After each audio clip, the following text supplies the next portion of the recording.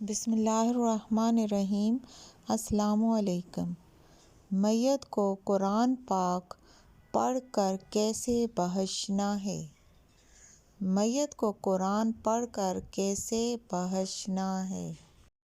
نبی کریم کے پاس ایک شخص آیا اور کہا، اے اللہ کے رسول، میرے والد انتقال کر چکے ہیں، اب کیا چیزیں ہیں جو ان کو ملیں گی موت کے بعد بھی؟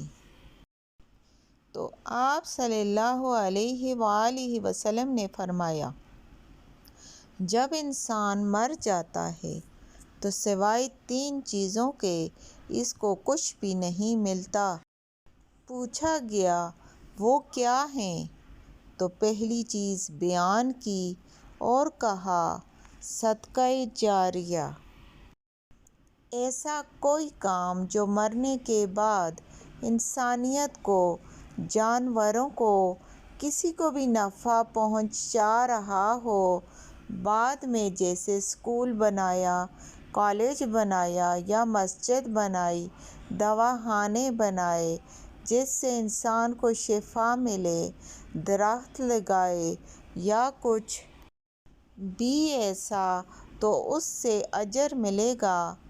دوسرا، علم، ایسا علم جس سے انسانیت کو نفع ہو، نفع بخش یا فائدہ مند علم، چاہے وہ عربی کا ہو، قرآن سکھایا، ہندی سکھائی، اردو یا سائنس کا علم سکھایا، جس سے انسانیت کو فائدہ پہنچتا رہے۔ ایسی کتابیں جب تک چلتی رہیں گی ثواب ملتا رہے گا۔ تیسرا فرمایا، نیک اولاد جو مرنے کے بعد دعائے مغفرت کرتی رہے۔ بس یہی 3 چیزیں ملتی ہیں اور کچھ نہیں ملتا۔ دوسری حدیث میں فرمایا، انسان روز قیامت اللہ سے پوچھے گا، اے اللہ یہ ثواب کیوں ملا جبکہ میں نے تو کیا نہیں تھا؟ اللہ کہے گا، یہ تیری نیک اولاد ہے جو تیرے لیے دعا کرتی تھی اور اس کے بدلے میں تجھے یہ ثواب ملا۔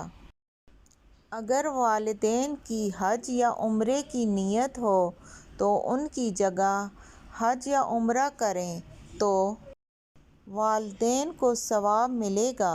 اس حدیث میں قرآن یا نماز کا ذکر نہیں ہے تو نماز یا قرآن پڑھ کر بخشنے کا ثواب نہیں ملے گا۔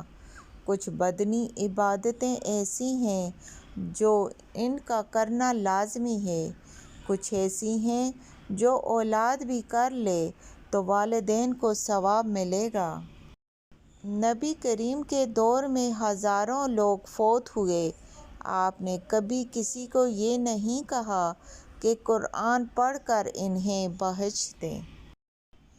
ہم میں سے بہت سے لوگ ایسے ہیں جن کو بہت سی باتوں کا صحیح علم نہیں ہوتا۔ اگر آپ کو میری ویڈیو اچھی لگی ہو تو آپ لوگوں کے ساتھ، دوسروں کے ساتھ صدقے کی اور ثواب کی نیت سے ویڈیو کو شیئر کریں تاکہ لوگ بھی اس ویڈیو سے بھرپور فائدہ اٹھا سکیں۔ جزاک اللہ۔